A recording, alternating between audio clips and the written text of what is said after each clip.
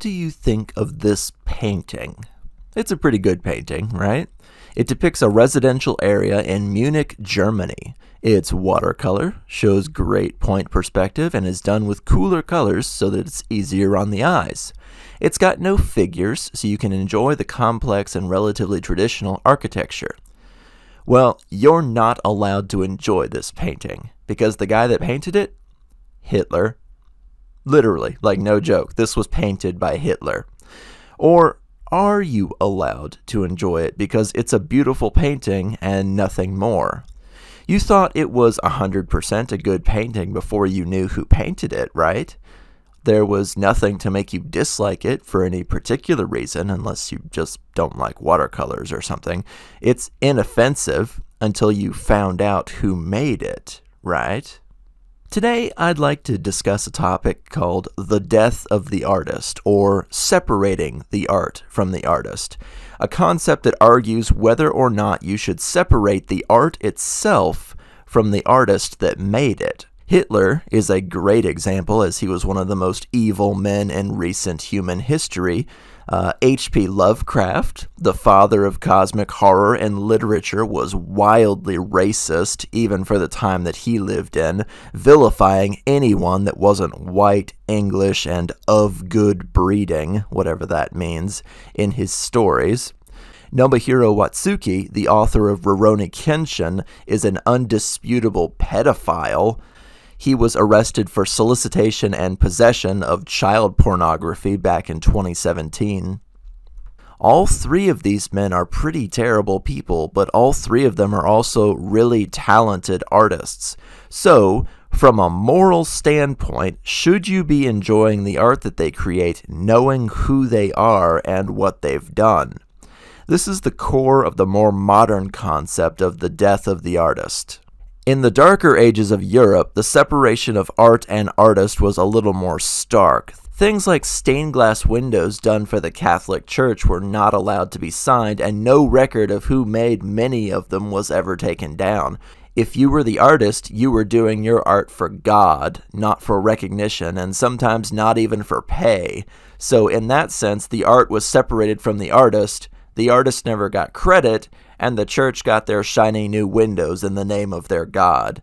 This is one of the more basic death of the artist scenarios, something done but not taking credit for it. In the early 1900s, Hitler was doing all of his paintings, but now almost all of them are on display in museums and among private collectors. Moving a bit further forward in history, we have Howard Lovecraft, a man that died in poverty long before his stories ever became popular or profitable. Now he's one of the most legendary writers of all time, the father of cosmic horror, and sells countless copies of everything he's ever written from beyond the grave. In my personal opinion, despite his deeply rooted racism, anti-Semitism, and so on, you can actually enjoy H.P. Lovecraft's work guilt-free. Why?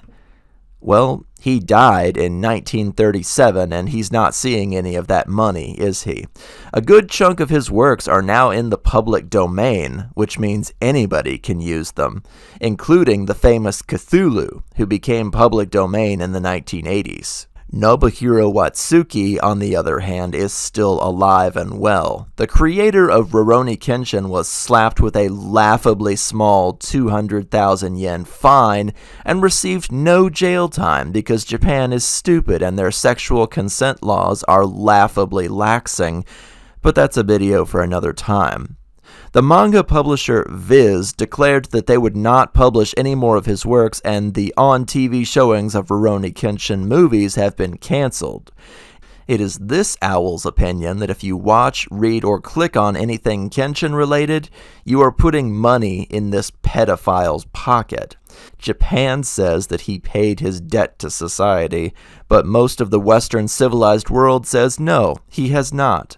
Myself included. Bouncing back from a pedophilia scandal in half a year is deplorable, to say the least. He didn't go to jail, he didn't lose any of his manga contracts, there was a slight hiccup in his publishing dates, and that was it. He's still going strong in Japan like nothing ever happened.